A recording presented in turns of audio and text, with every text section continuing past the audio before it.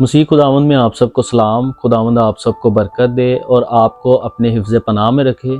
मेरे अजीज़ों, बहुत से लोग इस कश्मकश का शिकार होते हैं और बहुत सी मसीहियत में ऐसी कलीसियाएँ हैं जो लेंट सीज़न को नहीं मानते और इस तरीक़ के बारे में जानने की जस्तजू करते हैं। और बहुत से लोगों को जो कलीसिया के लोग हैं उनको इसका पता नहीं होता कि 40 रोज़ों की तारीख़ क्या है, हिस्ट्री क्या है और मसीही लोग इसको किस लिए मनाते हैं और इसकी तारीख़ का आगाज़ कब हुआ।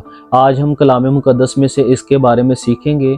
सबसे पहले मैं आपको बताता चलूँ मेरे अजीज़ों, बाइबल मुक़द्दस में जो है वो 40 दिनों के रोज़े के बारे में हमें कुछ भी नहीं मिलता।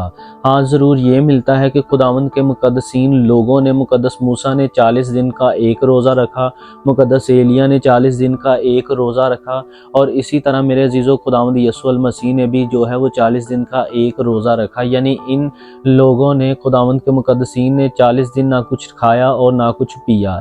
और अब जब हम इन लेंट सीज़न की बात करते हैं, 40 रोज़ों का देखते हैं जो ईद क़यामतुल मसीह से 40 दिन पहले रखे जाते हैं, तो इसकी तारीख़ का आगाज़ मेरे अजीज़ों, 40 रोज़ों की तारीख़ का आगाज़ जो है वो हेप्लोस्ट ऑफ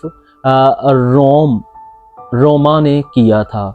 हेपोलुस्टिक लेस्ट ऑफ रोम नाम का एक शख्स था जो रोम में रहता था। हेप्लोस्ट ने उसने किया था और हेप्लोस्ट दूसरी और तीसरी सदी का मसीही मुसन्नफ़ था।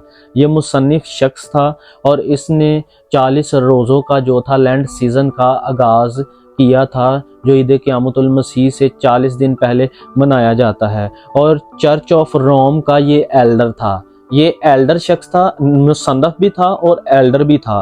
और पहला मुखालिफ पोप का जो सबसे मुखालिफ पहला शख्स था वो ये था। और इसी तरह ये यूनान का रहने वाला था। मेरे अजीज़ों, अब हमें ये पता चलता है कि 40 रोज़ों का सिलसिला जो है वो दूसरी और तीसरी सदी में शुरू हुआ। ये मुसन्नफ़ था, यूनान का रहने वाला था, मुखालिफ पोप था और हेप्लोस्टिक इसका नाम था।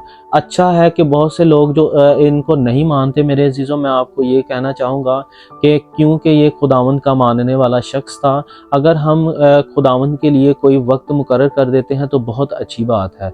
अगर ये 40 रोज़े ईद क़यामतुल मसीह से पहले रखे जाते हैं तो हमें इसको रखने की ज़रूरत है, क्योंकि हम इन 40 दिन में रोज़ा रख कर खुदावंद के हुज़ूर आ सकते हैं, खुदावंद की करीबी जा सकते हैं। बाइबल मुक़द्दस में जब कभी लिखा है कि जब भी रोज़ा रखे, कोई वक्त भी नहीं ठहराया गया, जब मर्ज़ी हम रोज़ा रख सकते हैं। लेकिन अगर इन 40 दिनों में भी हम खुदावंद के लिए इन 40 दिन को मुकर्रर कर देते हैं तो हमें रोज़ा रखने की भी ज़रूरत है। खुदावंद आप सबको बड़ी बरकत दे। आमीन।